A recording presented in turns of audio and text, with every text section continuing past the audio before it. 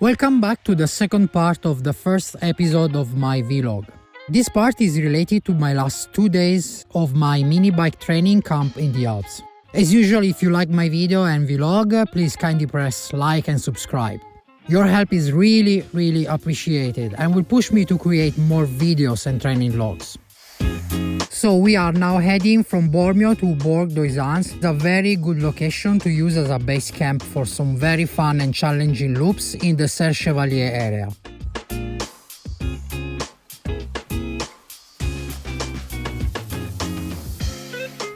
In the first day I went immediately straight for the 21 iconic hairpins of the alpedhuez ascent and then proceeded to a very long and challenging ascent to the Col de la Croix de Fer. Alpedhuez has been on my bucket list from the very first day. I bought a Smart Trainer and a Zwift membership. Alpedhuez for the Italians will be always connected to the memory of Marco Pantani, our beloved hero which has held the climb time record since 1995. This climb has been in over 25 Tour de France stages. Climbing it makes you realize the unbelievable strength it takes to be a Tour de France champion.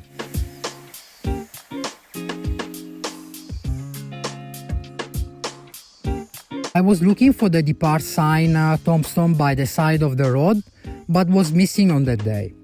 In any case, it's easy to know where the official segment starts. It's just a couple of kilometers outside town, just before the turn onto the first ramp up.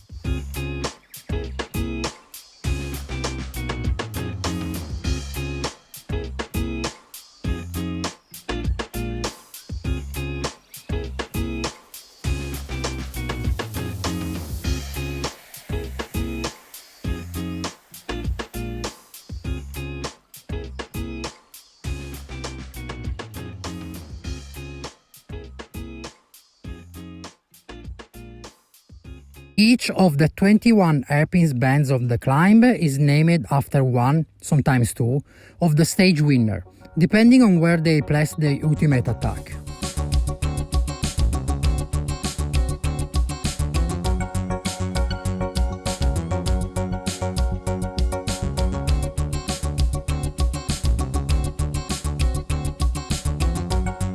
Actually, I did this climb 2 times. An easy first attempt just to make this video on day 1 and another time trial attempt on the last day, just to check my actual climbing time on the official Strava segment, which I will show later.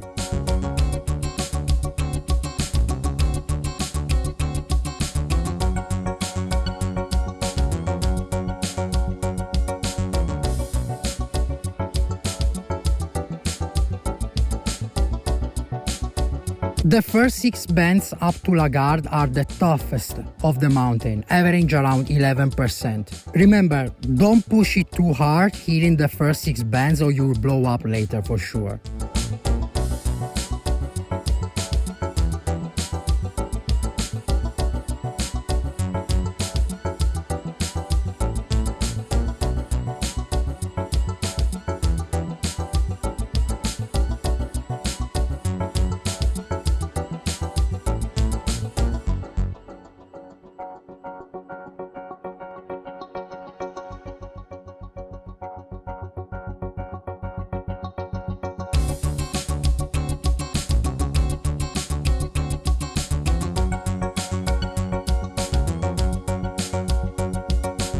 The central part of the climb, from band 6 to band 14, felt easier than the first bands, but still, I have the 8 or 9% till the Huez village.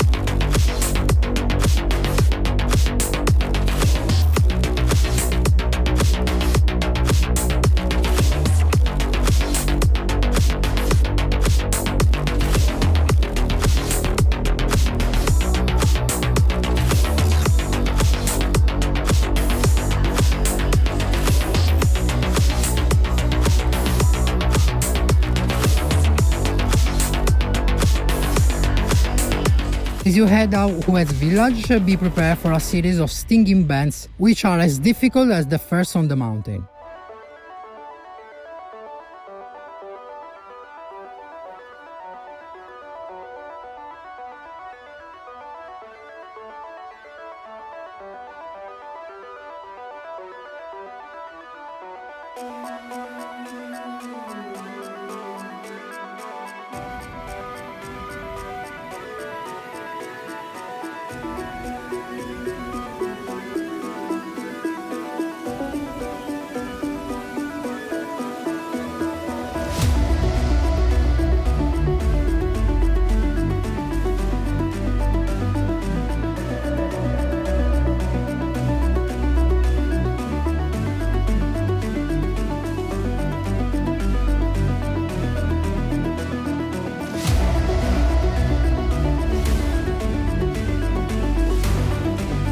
It's only in the last 3 kilometers that you find some respite with average gradients 5 or 6%.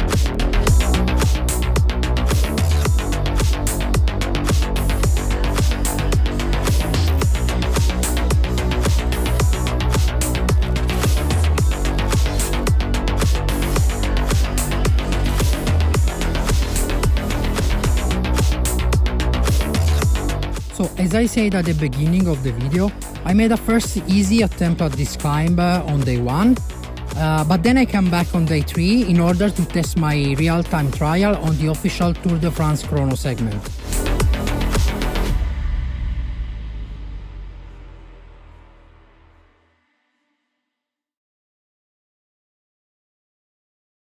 From Huez village, I proceeded via Villars-Récoulas and down to Alemont, through the stunning Pass de la Confession route in order to start the climb to the Col de la Croix de Fer.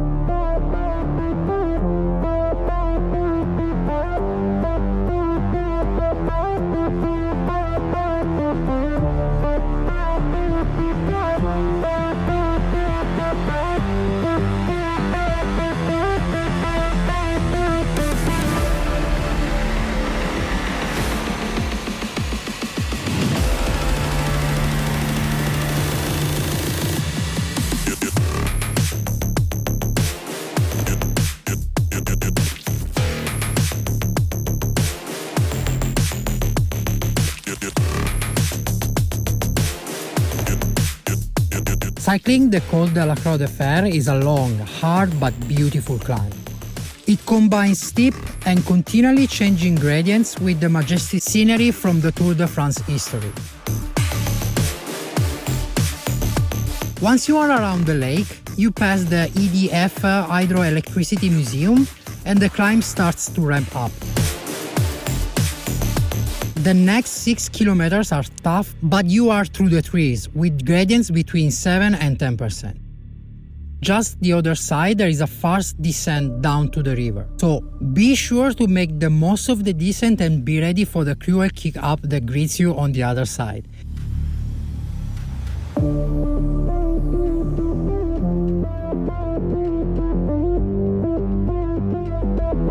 This was a very challenging ramp.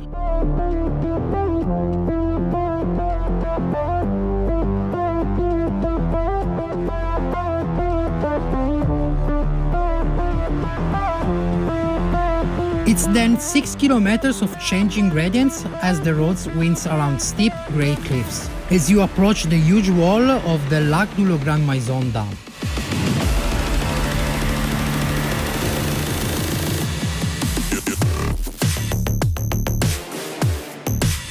At the end of the lake, there is a short descent for a kilometer or so, and then you are climbing again. The scenery here changed quite dramatically here in the last section to the top. No more trees and craggy valley. This place is wide. It looks like a moonland across an open valley.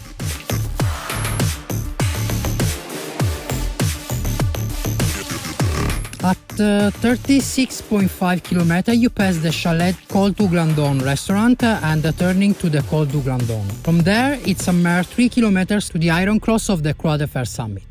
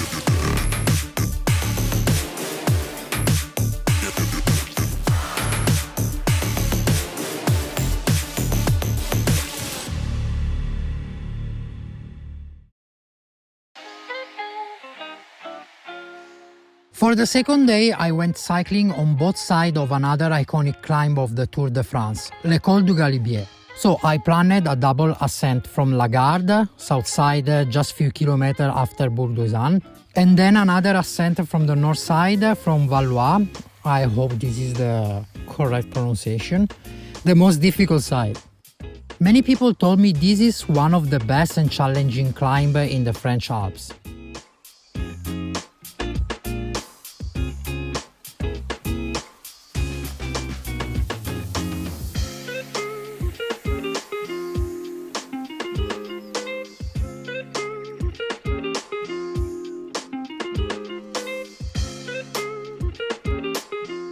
I choose to start from La Grave because the first part from Bourg-d'Oisans to La Grave is made by a series of very dark and narrow tunnels, barely lit.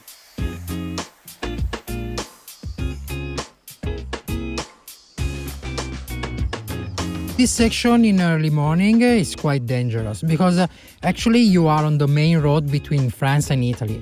The road from La Grave to the Col de Lautaret is still the main road between France and Italy. On a sunny day, it's a pretty place with superb views of glaciers clinging to the surrounding mountains.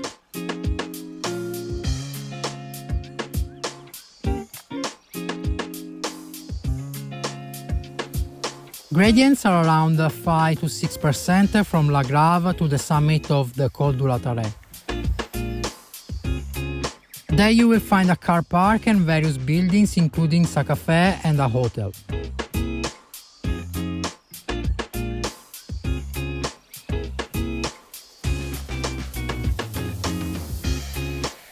As you turn off the main road up towards the Galibier summit, you know you are following the footsteps of cycling greats.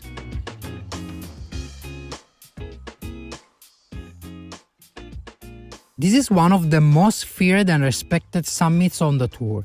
It's 9 km you won't forget, and not just because of the pretty savage average 7% incline.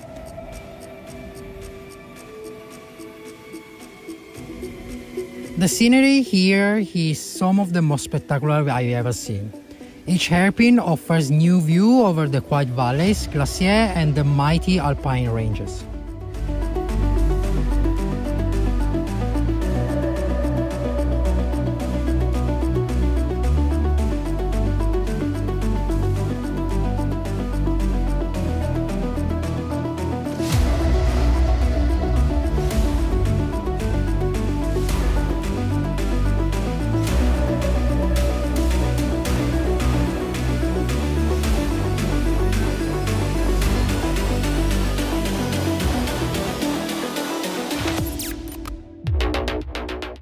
After 8 kilometers of hairpin to get to the full summit of the monument to Henri Desgranges, the first organizer of the Tour de France. You can use the opportunity to catch your breath, and you need to dig deep for the final push as the road climbs steeply for the last kilometer.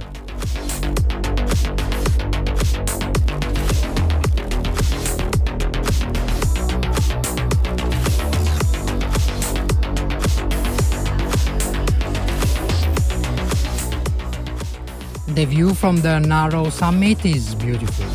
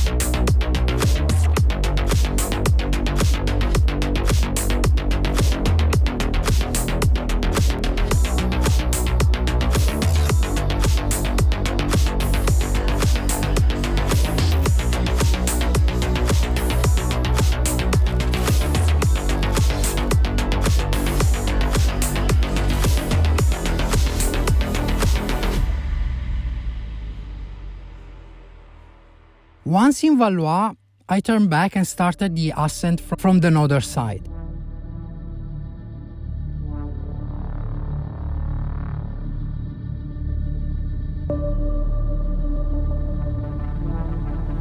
About 15 kilometers in length and average 8%, I knew by reputation that it was going to be a very challenging climb, as this one is the most difficult side, with many sections above 10%.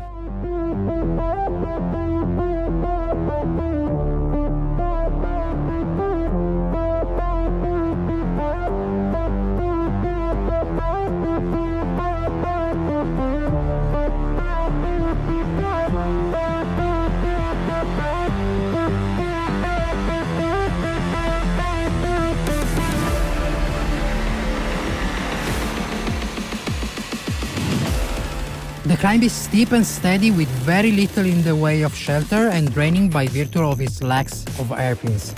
This section seemed to drag ahead endlessly.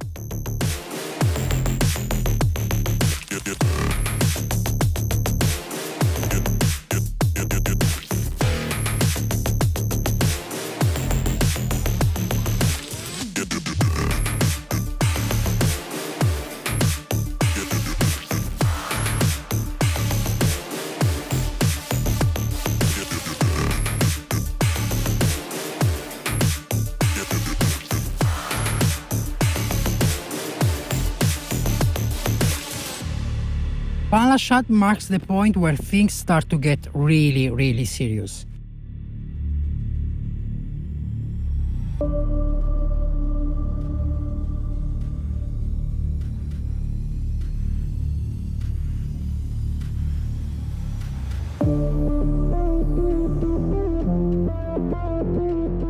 From here, there is a series of switchbacks to the top of this section, where you find suddenly yourself among the peaks.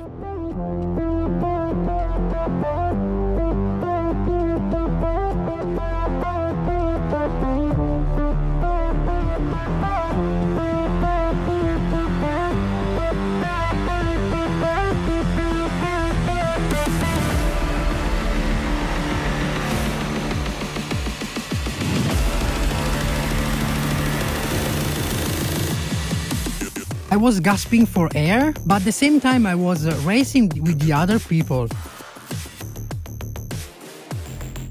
From here you can see the summit, but you need to grind your way.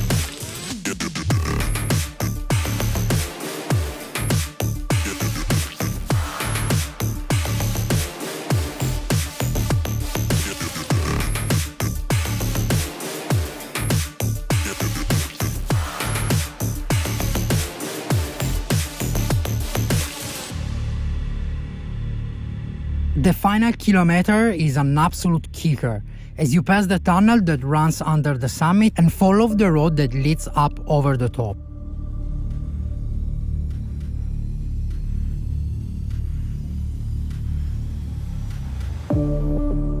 Really tough climb, but the scenery from the top is majestic.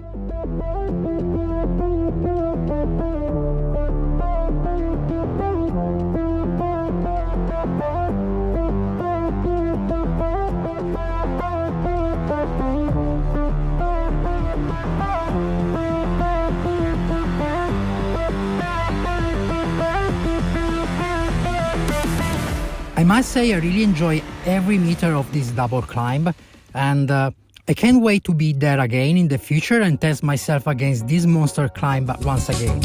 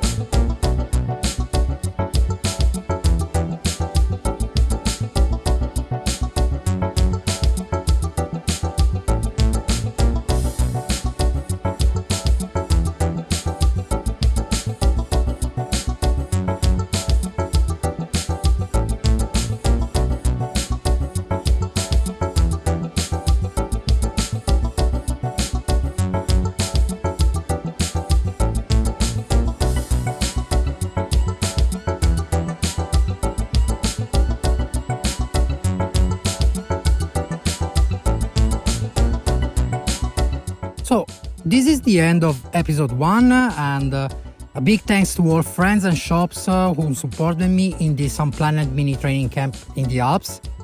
See you for next episode, and don't forget to press like and subscribe to my channel.